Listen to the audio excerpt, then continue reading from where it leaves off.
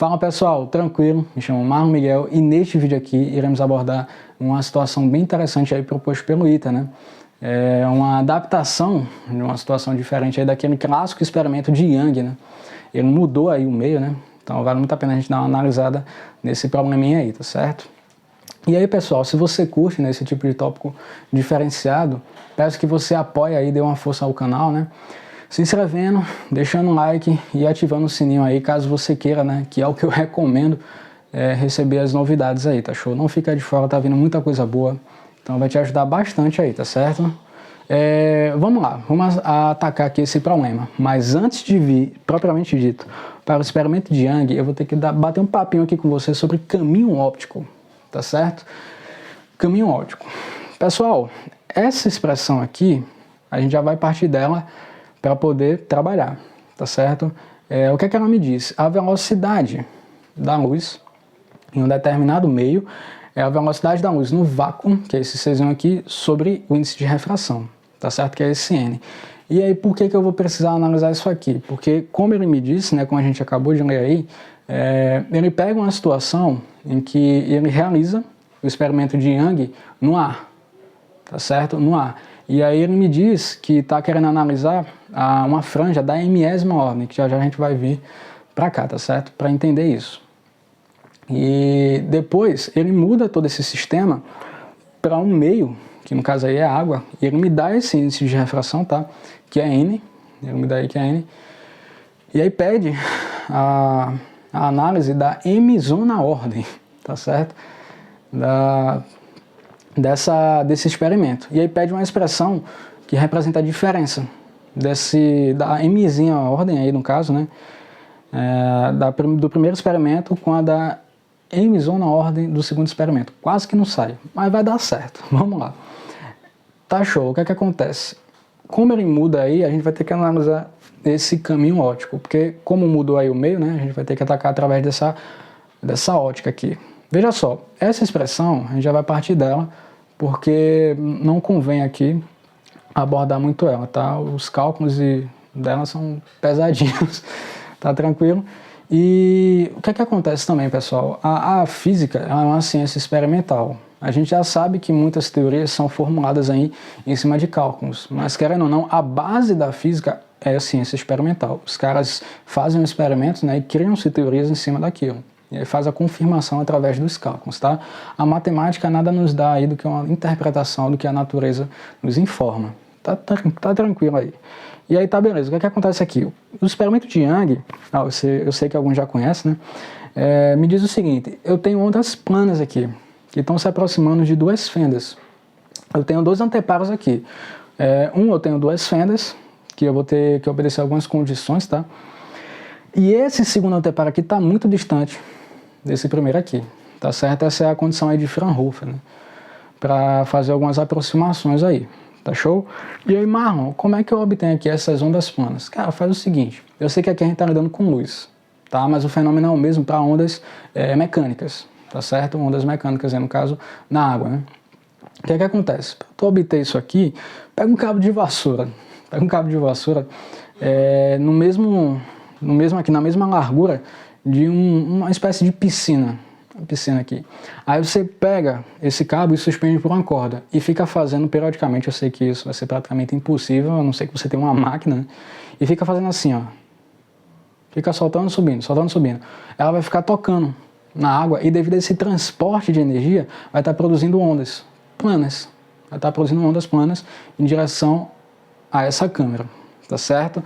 E aí é justamente o que está acontecendo aqui.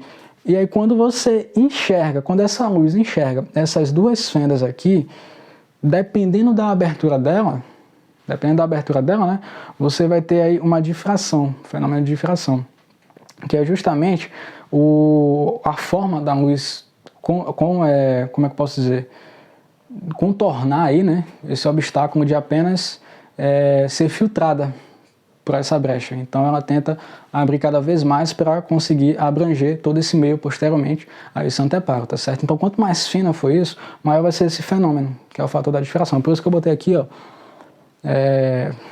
essa representação. Porque quanto mais pequena for, quanto menor for, você vai ter aí praticamente as ondas se tornando cada vez mais circulares, tá certo? E você tem aqui o raio de onda, né? Tá, beleza. E aí o que é que acontece? Vem aqui essas luzes aqui, as ondas planas. E aí quando encontra aqui essas fendas, tem o fenômeno da difração. E aí como eu estou partindo do pressuposto que eu estou na condição de Fraunhofer, esse Dzão aqui é muito maior que esse Dzinho. Tá certo? Ou seja, você está distanciando muito esse anteparo, cara. Puxa mesmo, puxa mesmo. E aí esse Dzinho fica ínfimo em relação a esse Dzão. Aí eu estou numa condição de Fraunhofer, tá certo? E aí tá beleza. Nessa condição, os raios eu posso considerá-los paralelos, aproximadamente, tá? As condições aí que na física a gente tem que fazer.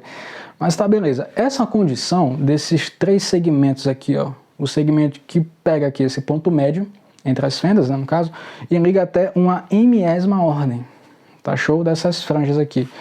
Esse segmento, esse que representa aqui o raio da onda, né, e esse daqui também, eles são aproximadamente paralelos. E aí o que é que acontece? Devido a essa difração aqui, querendo ou não, existe uma diferença de caminho aqui, tá certo? Quando você partir aqui, ó, desse raio de onda e for percorrendo aqui esse anteparo, você vai ter uma diferença de caminho, que é justamente esse ΔX aqui que eu representei, tá?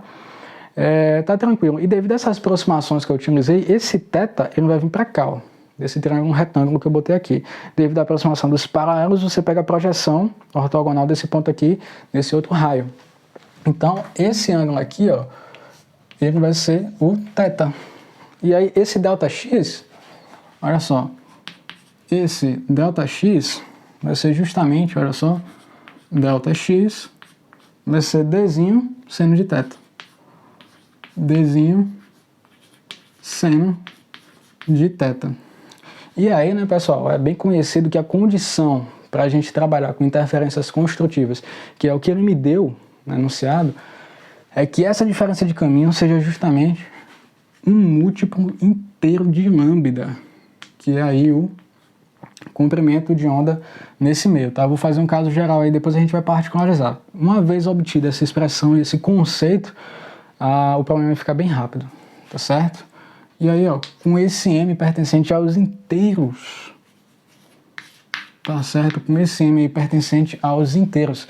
E aí, pessoal, como eu tô aqui nessa condição do anteparo ser muito distante, eu posso utilizar a condição de seno de θ ser aproximadamente a θ, tá certo? Então, ó, para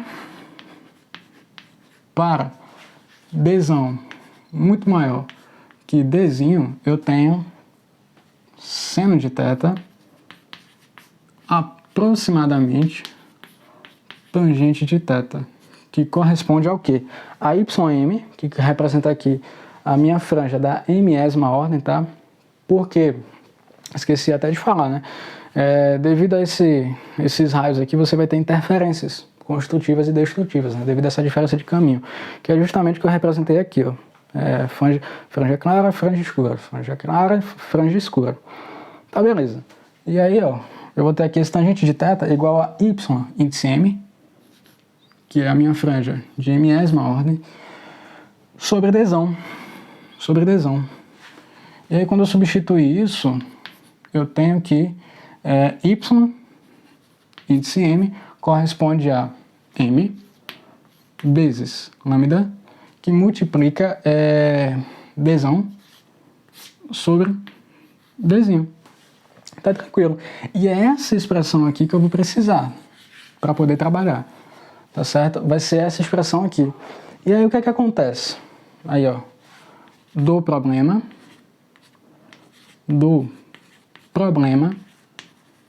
o que é que eu vou ter? Eu vou considerar aqui, pessoal, o meu Y índice 1,m, o Y, né, da minha milésima ordem no experimento 1, tá certo? Que é isso aqui, ó. Veja só, vou representar nesse formato aqui, ó. Y índice 1,mzinho, experimento 1, estou analisando a franja de milésima ordem, tá certo? Com esse mzinho aqui. Então vai ser M, preste atenção. Como eu falei que ele não me deu o índice de refração do ar, eu vou aproximar aí para o do vácuo, tá certo?